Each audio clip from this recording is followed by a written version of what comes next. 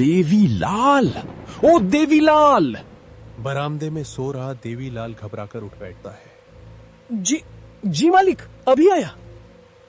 देखो जरा, इतनी रात में कौन है बाहर? देवीलाल लालटेन उठाता है। उसके हाथ हल्के कांप रहे थे। वह धीरे धीरे दरवाजे की तरफ बढ़ता है। कौन है? डॉक्टर साहब हैं। देवीलाल दरवाजा खोल देता है। क्या बात है? मुझे डॉक्टर साहब से मिलना है। देवीलाल कुछ बोलने ही वाला होता है। कौन है देवीलाल? मालिक, कोई आदमी आया है, आपसे मिलना चाहता है। कुछ ही पल में डॉक्टर साहब बाहर आते हैं। क्या बात है? नमस्ते डॉक्टर साहब, मेरी माँ बहुत बीमार है। अगर आप एक बार उसे देख लेते तो बहुत अच्छा होता। डॉक्टर बाहर देखते हैं। बारिश और तेज हो चुकी थी।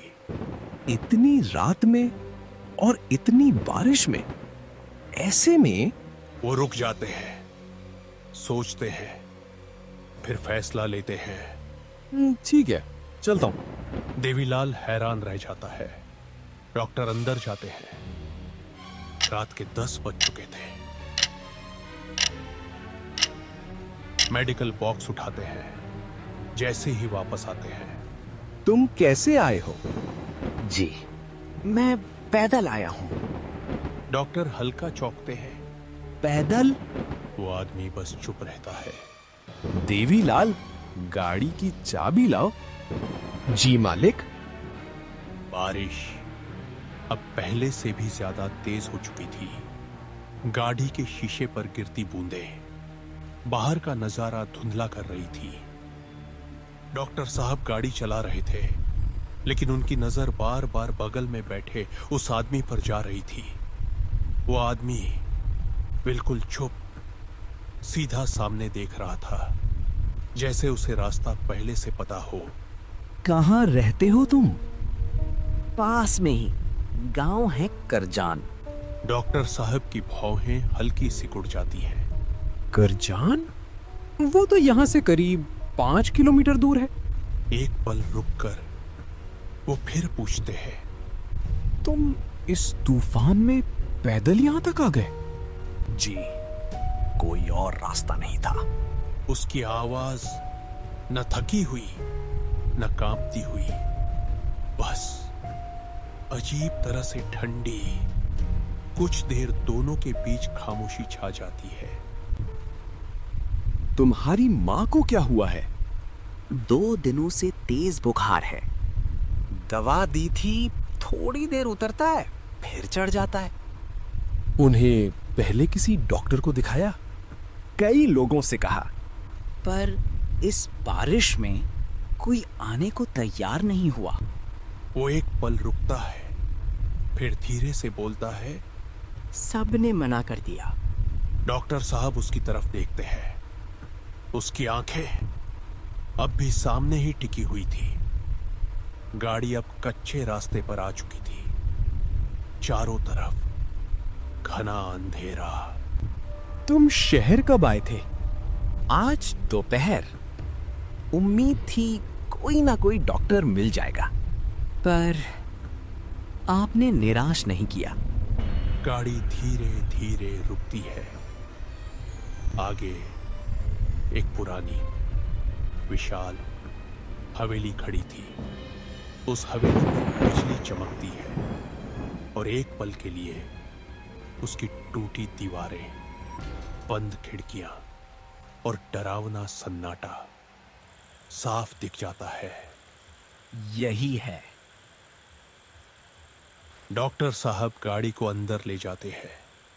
गाड़ी रुकती है। आइए। डॉक्टर साहब मेडिकल बॉक्स उठाते हैं और उसके पीछे पीछे चल पड़ते हैं।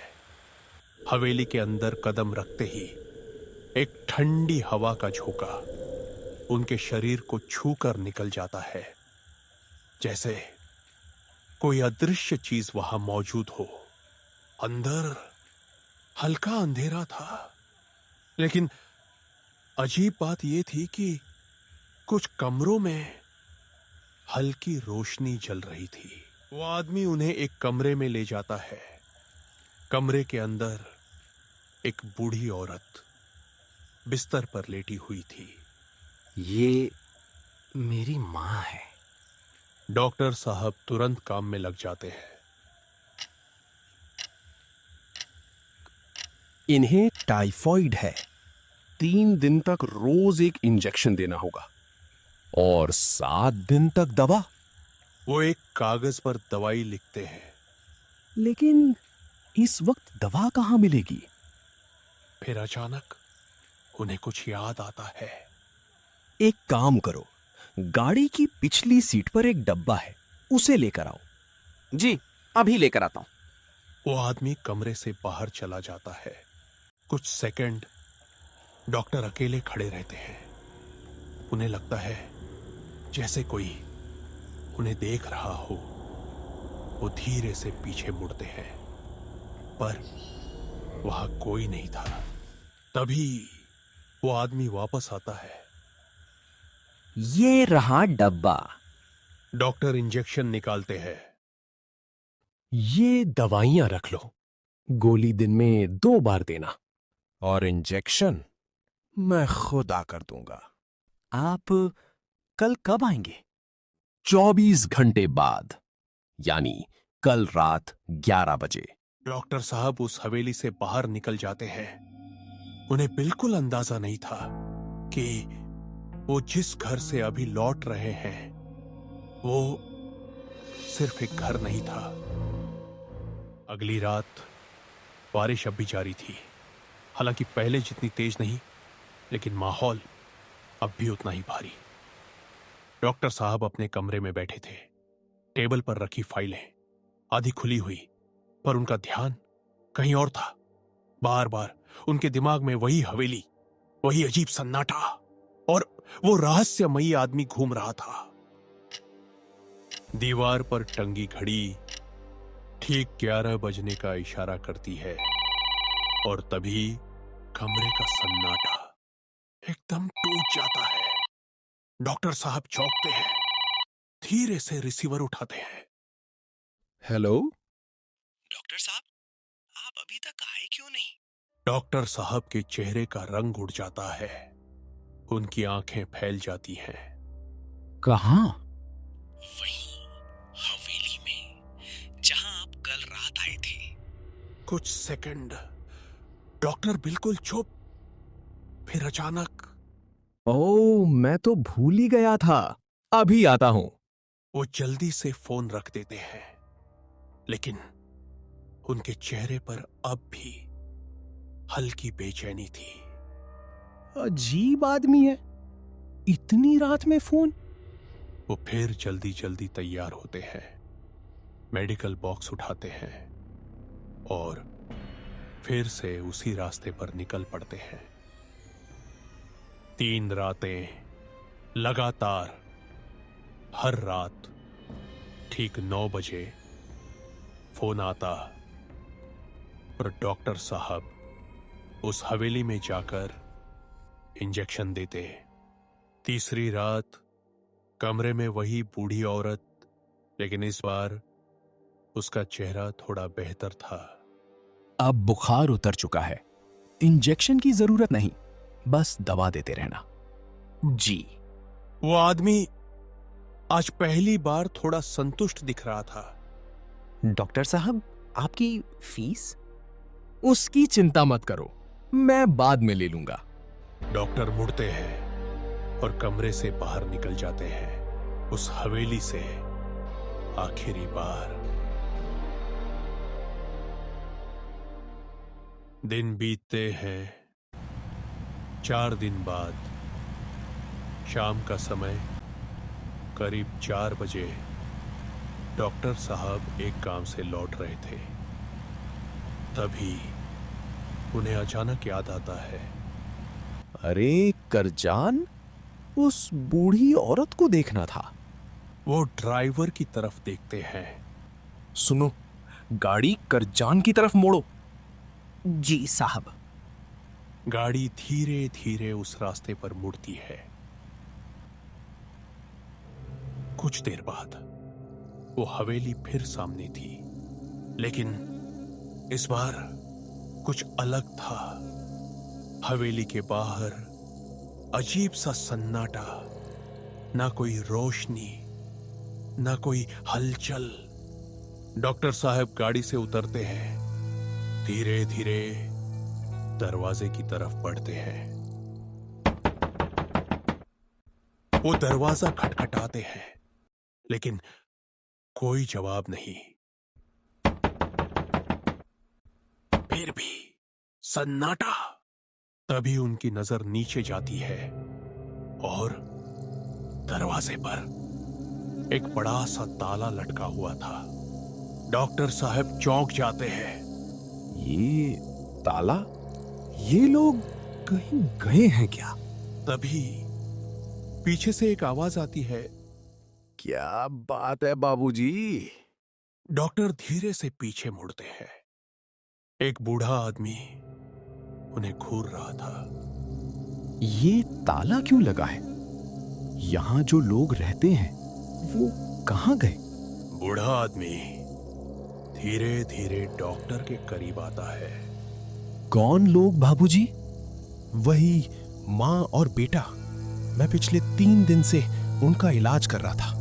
बंसी की आंखें धीरे धीरे फैलने लगती है। कब की बात कर रहे हैं आप? बस 3-4 दिन पहले की। कुछ पल सन्नाटा, फिर बंसी अपनी जेब से चाबी निकालता है। आइए अंदर चलिए। अंदर घुसते ही डॉक्टर साहब के कदम रुक जाते हैं।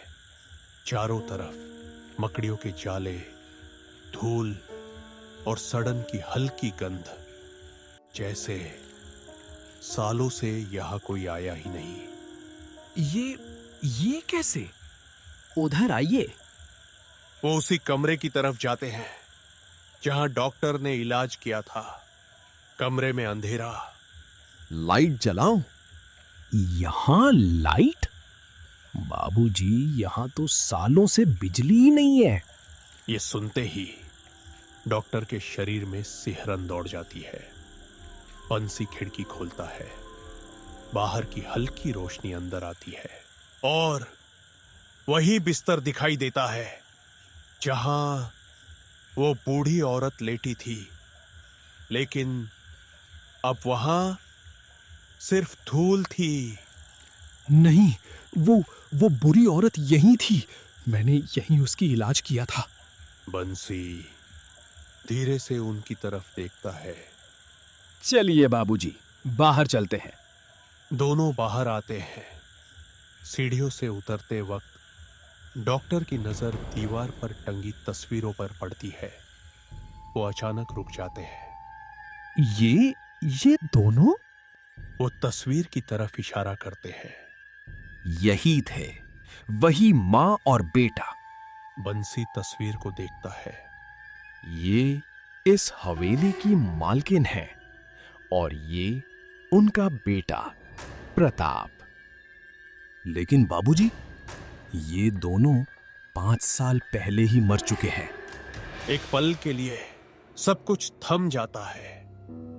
डॉक्टर साहब की आंखें फैल जाती हैं। दिल की धड़कन तेज। वो बिना कुछ बोले हवेली से बाहर निकल जाते हैं, पर उनका दिमाग अब भी वहीं अटका हुआ था।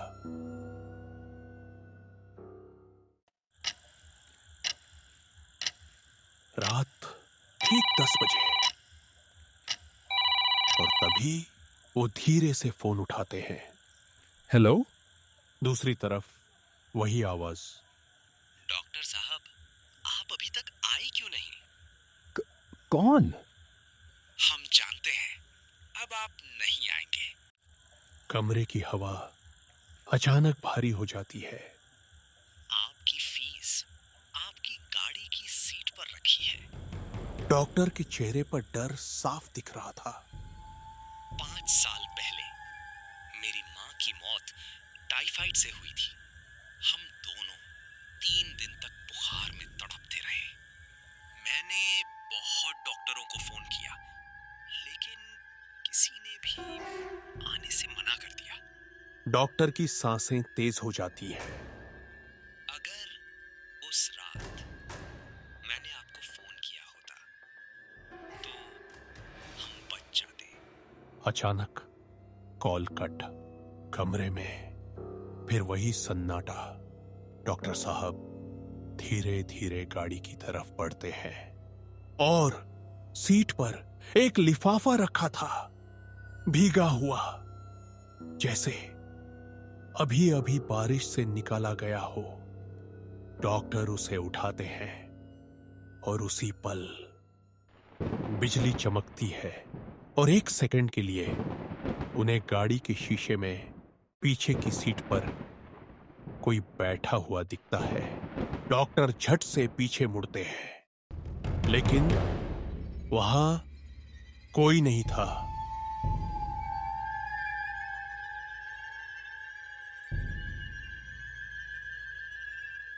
दोस्तों, हम हर हफ्ते बड़ी मेहनत से आपके लिए एक दिल दहला देने वाली एनिमेटेड हॉरर स्टोरी बनाते हैं। तो अगर आप हमारी यानी टून टाइम इंडिया चैनल की कहानियाँ एंजॉय कर रहे हैं तो हमारी चैनल को सब्सक्राइब कीजिए और हमारी लेटेस्ट वीडियो की नोटिफिकेशन के लिए बेल आइकन दबाना मत भूलना।